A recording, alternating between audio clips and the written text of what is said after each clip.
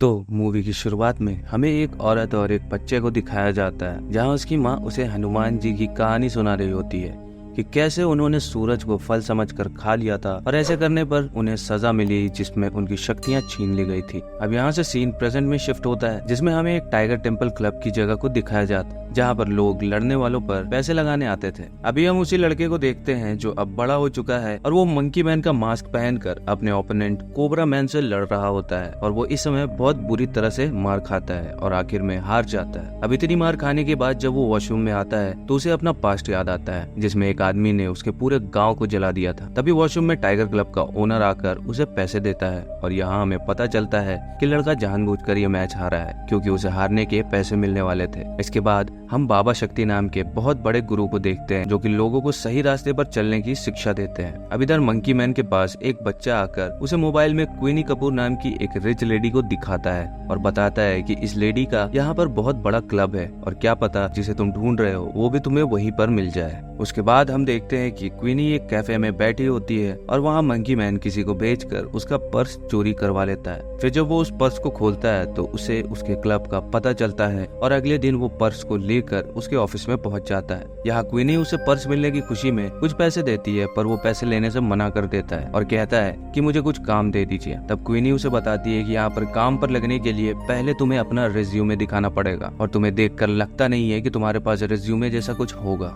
जिस पर monkey man उसे अपना हाथ दिखाते हुए बोलता है कि यही मेरा रिज्यूमे है और उसका हाथ बहुत ही ज्यादा जला हुआ था। फिर जब वो उसके ऑफिस से जाने लगता है तब उसकी नजर सामने लगी एक फोटो पर जाती है जिसमें क्वीनी के साथ एक आदमी खड़ा होता है और तभी सीन फ्लैशबैक में जाता है जहां पर यही राणा नाम का पुलिस ऑफिसर दिखाया जाता है। फिर कहानी प्रेजेंट में आती है जहां मंकी मैन किचन में सफाई कर रहा होता है क्योंकि उसे जॉब मिल गई थी। तभी वहां अल्फोंसो नाम का एक आदमी आता है और उससे उसका नाम पूछता है। तब मंकी मैन अल्फोंसो को अपना नाम बॉबी बताता है जो कि सामने रखे डिटर्जेंट के पैकेट पर लिखा हुआ था। और आपको बता दूं, अल्फोंसो क्वीनी का खास बंदा था जो कि उसके क्लब में ड्रग की सप्लाई करता था। उसके बाद बॉबी यानी मंकी मैन किसी वेपन डीलर के पास जाकर उससे बंदूक खरीदता है। साथ ही बॉबी अल्फोंसो को अंडरग्राउंड बॉक्सिंग का पता भी बताता है कि अगर तुम ज्यादा पैसा कमाना चाहते हो तो यहाँ जाकर खान पर पैसा लगाना, क्योंकि उससे बॉबी ही लड़ने वाला था। अब अल्फोंसो वहाँ जाकर खान पर ही पैसे लगाता है तो मंकी मैन उससे जानबूझकर हारता है और मंकी मैन ये सब इसलिए कर रहा था ताकि उसकी दोस्ती अल्फोंसो से हो जाए। अब अल्फोंसो को बॉबी की बात मानकर पैसे का प्रॉफिट हुआ था तो वो उसको सफाई के काम से हटवाकर वेटर की जॉब दिलवा देता है और उस क्लब में वही लोग आते थे जिनके पास बहुत सारा पैसा है। अब बॉबी अल्फोंसो से राणा के बारे में पूछता है तो उसे पता चलता है कि राणा वीआईपी रूम में रहता है और यहाँ पर ऐसे कोई भी नहीं जा सकता। तभी बॉबी की नजर सीता नाम की एक लड़की पर जाती है जो कि वहाँ प्रोस्टिट्यूट का काम करती थी। यहाँ बॉबी उसे देखते ही समझ जाता है कि उसका मन नहीं है, पर फिर भी उसे ये काम करना पड़ रहा है। इसी बीच हमें मंकी मैन का फ्लैशबैक दिखाते हैं कि असल में उसके साथ हुआ क्या था। वो किसी गांव में अपनी फैमिली के साथ रहता था और वहीं पर राणा पुलिस बनकर आया था। तभी एक दिन राणा अपनी पूरी फोर्स को लेकर आता है उनका गांव खाली करवाने के लिए, क्योंकि किसी ने उनकी जमीन का सौदा कर लिया था, पर गांव वाले उसे खाली करने से मना कर देते हैं। जिस पर राणा को गुस्सा आ जाता है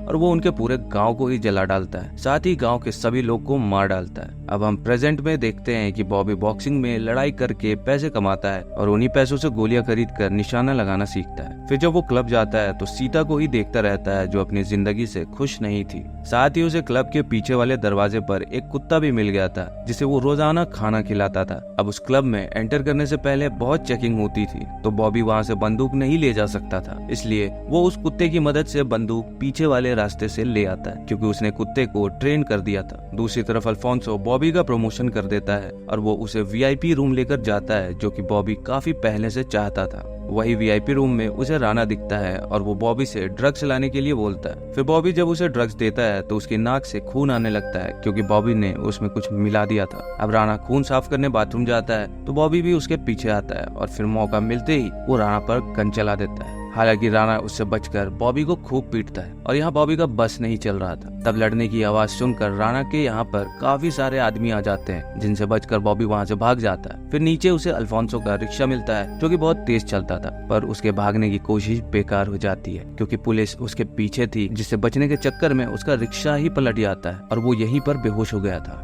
फिर जब बॉबी की आंख खुलती है तो वो देखता है कि उसे पुलिस वैन में ले जाया जा रहा है, तो वो उनसे भी लड़कर वहाँ से भाग जाता है। हालांकि भागते समय पुलिस वाले बॉबी को गोली मार देते हैं और गोली लगने की वजह से वो एक बड़ी पानी की पाइप में गिर जाता है। फिर जब मंकी मैन को होश आता है तो उसके सामने बैठी एक किन्नर दिखती है जिसका नाम अल्फा होता है, और वो जैसे अपने शरीर को देखता है तो जहाँ पर उसको गोली लगी थी वो ठीक हो गया था। फिर यहाँ अल्फा और उसके लोग बताते हैं कि तुम बहुत दिनों से बेहोश थे और हमने तुम्हारा इलाज कराया। फिर जब वो सामने देखता है तो वहाँ पर एक शिव मंदिर था। अब यहाँ अल्फा मंकी मैन को कहती है कि बाहर तुम्हें पुलिस वाले ढूंढ रहे हैं, इसलिए तुम अभी यहीं पर रहो, कहीं जाना मत। इसके बाद हम देखते हैं कि राणा शक्ति से मिलने गया है तो शक्ति उससे उस लड़के के बारे में पूछता है जिसने उस पर हमला किया था, जिस पर राणा कहता है कि वो तो कोई ऐरा गहरा आदमी था जिसे वो जल्दी ही ठिकाने लगा देगा। इधर दूसरी तरफ अल्फा मंकी मैन को एक पेड़ के पास लेकर आती है और बताती है कि ये भगवान शिव ने खुद लगाया था। फिर अल्फा उस पेड़ की डंडी तोड़कर मंकी मैन को बताती है कि इसमें बहुत विष छुपा है और इसे हम त्रिशूल कहते हैं क्योंकि इसे जो भी पीता है ये उसके शरीर को अंदर से काट देता है और इसे सिर्फ मजबूत आदमी ही यूज कर सकते हैं। फिर वो मंकी मैन से पूछती है कि क्या तुम इसे आजमाना चाहोगे, जिस पर मंकी मैन मान जाता है। तब अल्फा वो जड़ तोड़कर उसे पिला देती है जिससे मंकी मैन का पूरा शरीर जलने लगता है, पर वो किसी तरह उसे झेल जाता है। अब थोड़ी देर बाद मंकी मैन को अपने अंदर एक नई शक्ति का एहसास होता है और वो हनुमान जी की तरह अपनी छाती को फाड़ देता है और अपनी माँ के साथ हुए गलत काम का बदला लेने के लिए तैयार हो जाता है। जिसके बाद यहाँ से सीन फिर से फ्लैशबैक में जाता है कि कैसे मंकी मैन की माँ की मौत हुई थी, और यहाँ हमें पता चलता है कि राणा को भेजने वाला कोई और नहीं बल्कि शक्ति था, क्योंकि उसे ही गाँव वालों की जमीन चाहिए थी। असल में मंकी मैन की माँ ने उसे छुपा दिया था और कहा था कि जब तक मैं न बुलाऊं तब तक बाहर मत आना। तभी वहाँ अचानक से राणा आ जाता है और उसकी माँ राणा पर चाकू से वार करती है। तब राणा को गुस्सा आ जाता है और वो उसकी माँ के साथ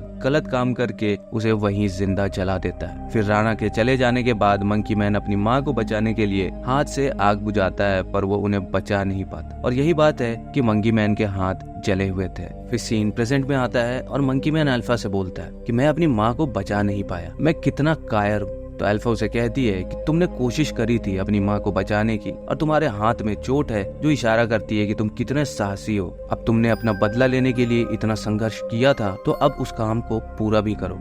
ये सब सुनने के बाद अगले दिन से मंकी मैन अपनी तैयारी शुरू कर देता है ताकि उसका शरीर पूरा फौलाद हो जाए और वो दुश्मनों से बदला ले सके। फिर वो रोजाना वही मंदिर में ट्रेनिंग करता है और साथ ही उन किन्नरों को भी लड़ना सिखाता है ताकि आगे से कोई उन पर अत्याचार न कर सके। अब हम देखते हैं कि बाबा शक्ति उस मंदिर पर भी कब्जा करना चाहता था जहाँ पर वो किन्नर रहते थे। तो अल्फा मंकी मैन को बताती है कि वो अपने आदमियों को भेजकर हमें बहुत परेशान करता है, अगर हमारे पास भी पैसे होते तो हम भी अपने आदमी भेजते उसको मारने के लिए। तो मंकी मैन अब अल्फा की बात सुनने के बाद उनके लिए पैसे कमाने की सोचता है और वो अपनी बॉक्सिंग वाली जगह पर जाकर फिर से मैच खेलता है, पर इस बार वो हारता नहीं बल्कि वहाँ के सारे ओपोनेंट को मारता है। और जो लोग उसे समझ रहे थे कि मंकी मैन आज फिर से मार खाने आया है वो ये देखकर चौंक जाते हैं और उसका नाम लेने लगते हैं। अब उन फाइट्स को जीतकर मंकी मैन जितना भी पैसा कमाता है वो उन सारे किन्नरों को दे देता है, जिससे अब धीरे धीरे उनकी जिंदगी भी सुधर रही थी। फिर कुछ दिन बाद बाबा शक्ति का एक आदमी पॉलिटिक्स में खड़ा हुआ था जिसका फंक्शन उसी क्लब में था, इसलिए अब वहाँ शक्ति और राणा दोनों आ गए थे। तब ये पता चलते ही पीछे के रास्ते से वहाँ मंकी मैन भी पहुँच जाता है और वो उनके आदमियों को मारने लगता है। फिर सभी को मारने के बाद वो राणा और शक्ति के पास पहुंचता है, पर मौका देखकर वो दोनों वहां से भाग निकलते हैं और फिर उनके और भी बहुत सारे गुंडे आ जाते हैं। तभी वहां पर मंकी मैन का साथ देने के लिए किन्नर आ जाते हैं और उसी समय मंकी मैन के ऊपर क्वीनी गोली चला देती है। तब क्वीनी को रोकने के लिए पीछे से सीता आकर वार करती है और क्वीनी यहीं पर मारी जाती है। असल में सीता के मन में क्वीनी के प्रति बहुत नफरत भरी थी क्योंकि वो सारी लड़कियों के साथ बहुत बुरा व्यवहार करती थी, इसलिए आज सीता ने उसे मारकर अपनी पूरी भड़ास उतार ली।